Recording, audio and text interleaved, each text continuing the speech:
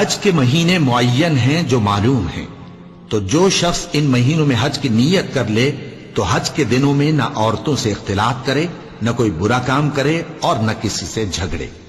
اور جو نیک کام تم کرو گے وہ اللہ کو معلوم ہو جائے گا۔ اور زاد راہ یعنی رستے کا خرچ ساتھ لے جاؤ، کیونکہ بہترین زاد راہ پرہیزگاری ہے۔ اور اے اہل عقل، مجھی سے ڈرتے رہو،